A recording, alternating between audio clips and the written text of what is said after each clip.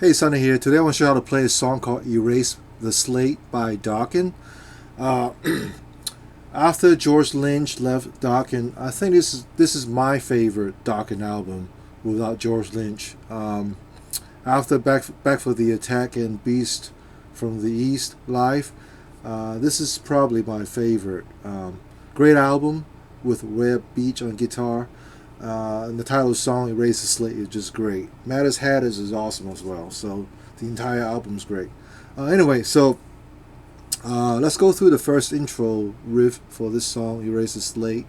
There's a lot of pinky exercise here because you're doing basically a diminished minor third interval. We'll start off on the 7th and 4th. And then you have to move up and then you do 8 and 5. And then down to 6, 4, 6 and 3. So it's a 7, 4, 8, 5, 6, 5, 6, 3.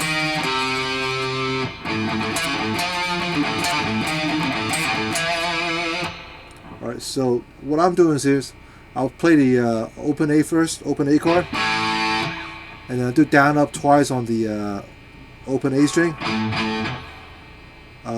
And then you'll play the 7th fret on the A string, pull on the 4th fret. So, and after you play that, you'll do one time on the open A string, slightly mute. Every time you play the open A string, you mute the string slightly. And you play the 8th fret with your pinky. So far with this. And the next part he goes 8-5 open A open A. I'm sorry, 8-5 open A. And then 8 again and pull off on 5th fret. Open A string again. And the 6th fret on the A. So far with this.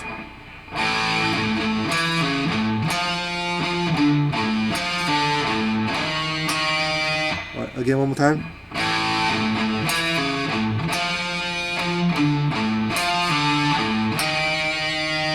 Next part, you do the exact same thing you do on a 6-3 though. So 6-3 open A. You gotta pick those notes. 6-3 open A, pick it, and you play the 6th fret again on the A string. Pull off on 3rd fret. An open A string, mute, and the 7th fret your pinky,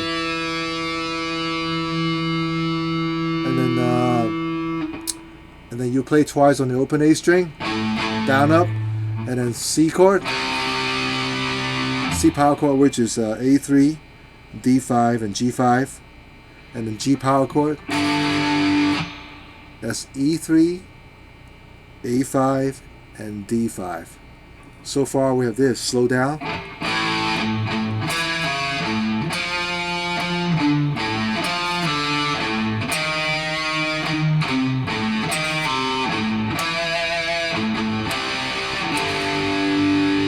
One more time, slower.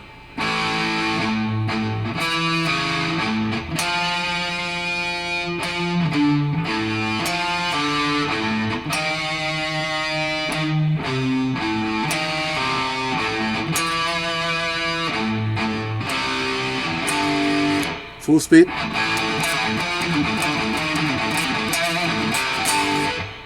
And the next part, the next riff, you do the exact same thing, but the last part is like going C chord to G. You do reverse. You do G and C. So we go like this.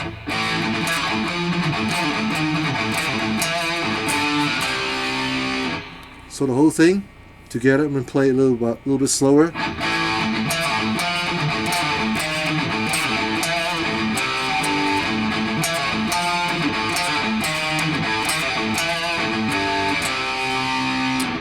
After you play that twice, you repeat the same thing again.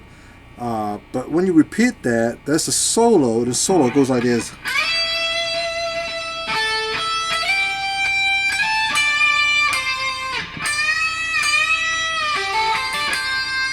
Alright, so you slide up the 12th fret on the high E string, and then on the B string play a 10th fret, E12. Slide up to 15, play the 15th fret again, slide up to 17th fret, 15th fret on the B, 13 on the B. So far with this.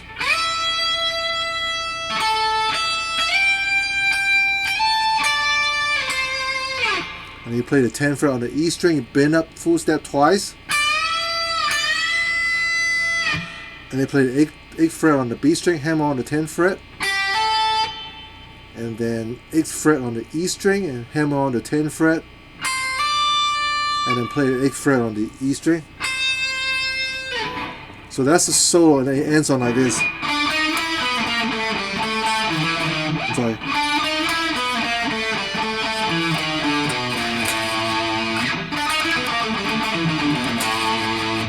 So what I'm playing is I play 7, 8, 9 on the G string, and then 9 on the D.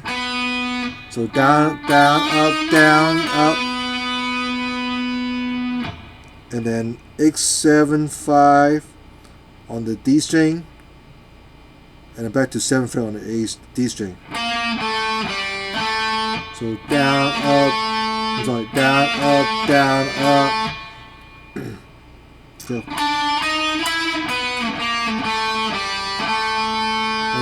then D5 again, and then D7 again, and then you go A7, A6, and A5, and then finish up with 7, 6, and 5 on the E string. Slow down.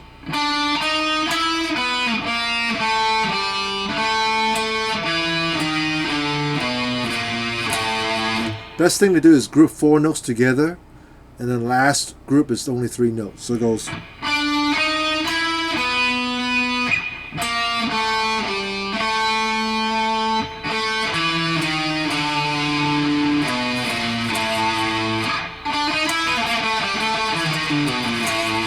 So that's the whole intro. Play slowly. It's what we have so far.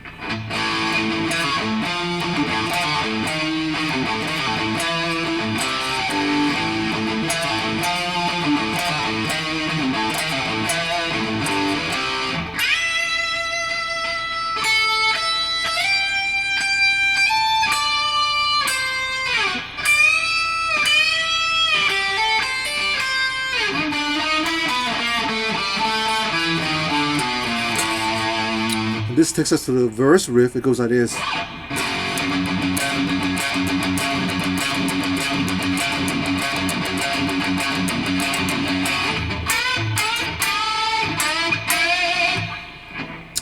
Sometimes I play, basically I'm just playing on the F sharp chord. That's F sharp power chord, which is E, 2nd fret of E, and then 4th fret of the A, and the 4th fret on the D string. The first time you play that chord, F sharp power chord, and then you mute and you go down up on the 2nd fret on the E string 4 times, and after that you will go.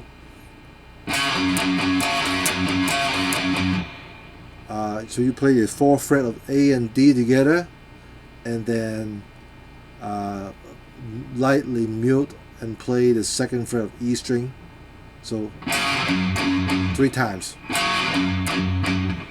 Okay, so together you will do that 11 times. So 3, 1, 2, 3, 4, 1, 2, 3, 4. What I'm playing is I play 14th fret on G, 12th fret on the B, and once you play that, you'll bend the 14th fret up while you're holding the 12th fret on the B string down. So when you bend the 14th fret up on the G string, whole step up, you'll resolve it into the B note. So, and you do it chromatically down. You do G13 and B11, same thing, and then G12 and B10, and then you'll play G7 and B5, and then G6, no, G8 and B6. So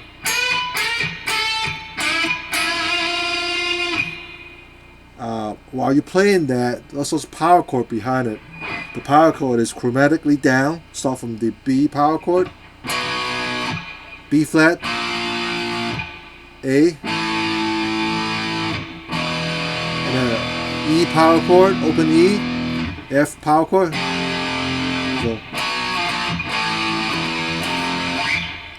and then you do the same thing again. You play the F sharp power chord 4 times, muting on the 2nd fret on the E string.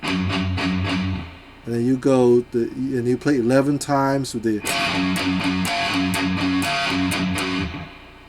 Alright, you do that 11 times. But what I'll do is I'll break it down to group with, I'll play 3, 4, 4. So go 1, 2, 3. That's a group of 3, and then you play group of 4. 1, 2, 3, 4. 1, 2, 4. And that's when you go. So that whole part goes like this. 2, 3, 1, 2, 3, 4. 1, 2, 3, 4. Do it again. 2, 3, 1, 2, 3, 4. 1, 2, 3, 4. Now, just make sure what I do is when I play that, I go downstroke on the 4th fret of A and D, and then go up, down, up on the low E string on the 2nd fret. So you do not mute the 4th fret on the A and D, and then you light and mute, you play on the 2nd fret of low E string.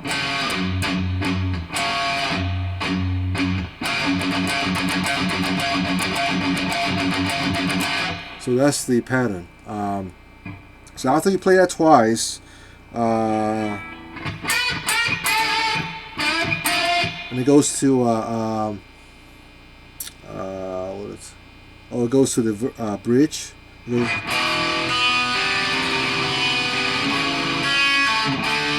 do that twice. What I'm doing is I play the 2nd fret A and D together, and then open B string, open G string. And I'll play the A3 and D2 together, and then open B string and open G string again, and you walk up, and you played A4 and D2. I put my index finger over all the second fret all the way down, and I play A4 and D2 together. While my index finger is far down on the second fret, I play the second fret of B and second fret of G. And I play a D open power chord, or D open chord. Let's open D string, G2, and B3. So far, that part, the bridge goes like this.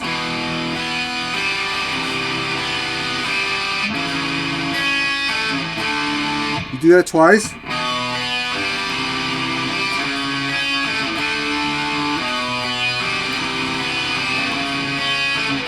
And then it goes to this part right here. Walk up on the bass line chromatically.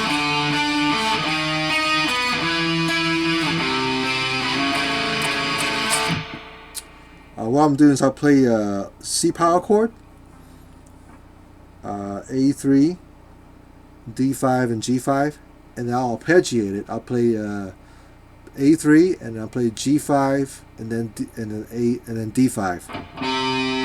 I'm sorry. So A3, G5, D5. And you walk up half step, you play 4th fret on the A, 6 on the G, and 7 on the D. You have to use your pinky on the D note on the 7th fret of D. And back to the power chord of D power chord at the 5th position.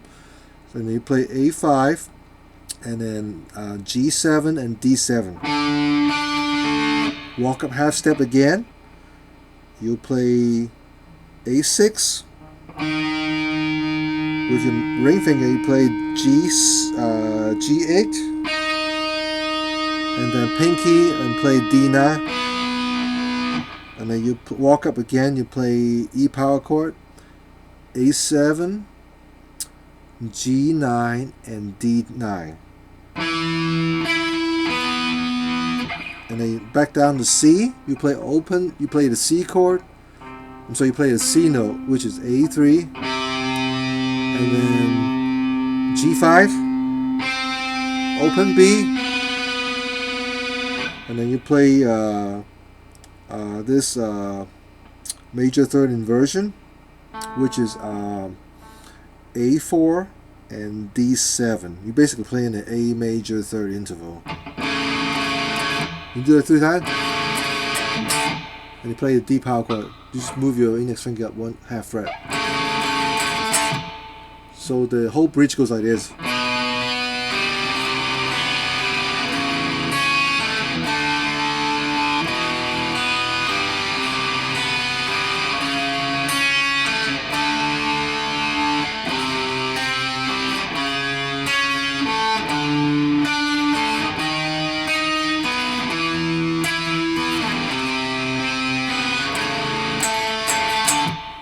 One thing I want to point out is that when you play that weird chord, when you walk up,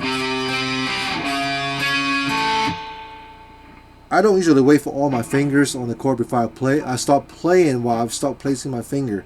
So I play the 4th fret on the A, and I will do my ring finger on the 6th fret on the G. And by the time I play that, my pinky is ready to find the 7th fret on the A string, on the D string. So I don't go like right away. So I go.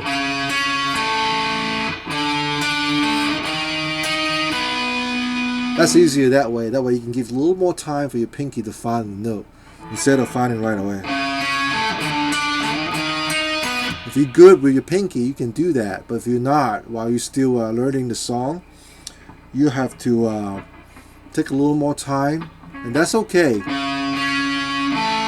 Until you give a little more time for your pinky to find his note. So that's all it is. So that's the bridge, and then it goes back to the chorus just like the intro.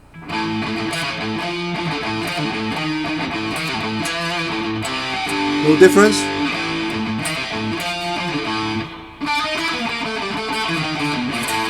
Now the second time you play that, after you play the 8th fret on the A string, and then you play that.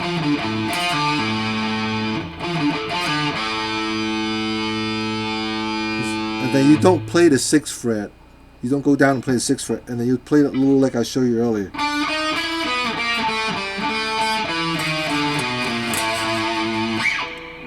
And that's the chorus, and then it goes right back into the verse, and you do that twice again, and then you do bridge again, just like you did. I showed you before, and then you will play the chorus again, but this time you play longer. So the second time you play chorus, it goes like this.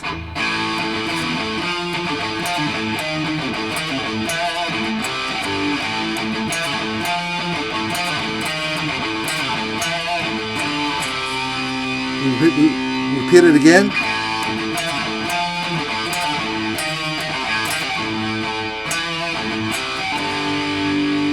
Last time.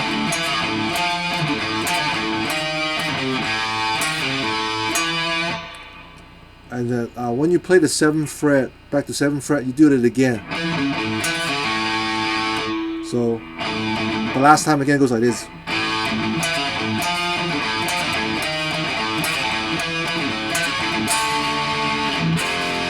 And they go to the interlude section. All right. Actually, I'm sorry. This is the real bridge. The one before, that should be called pre-chorus and not bridge. So anyway, this bridge it goes D power chord at the 5th position on the A string, and then F power chord on the 1st fret of the E string, C power chord 3rd fret on the A, G power chord 3rd fret on the E string, and then open D chord, and then play this. So what I'm doing is I play the 3rd fret on the A string, and then open D, open G, and then play the 2nd fret on the A, and then open D, open G. You repeat the whole thing again. D power chord, F, C, G, and you play this time, instead of going to D open chord, you play the open A chord. You do that part right there. So down, down, up on the A string, down again on the A chord, down, up on the A string, slightly middle, and then A chord again. So again, and then you play this. So go down, up, down, up, down, up, down, up, down. So down, up, down, up, down, up, down, up, down on the A chord. And then it goes to the bass section and the guitar solo, which I'm not going to go over. I just want to show you the riff on through the chorus. It's a fun song to play. So again, the last part, second time play chorus to the bridge, goes like this.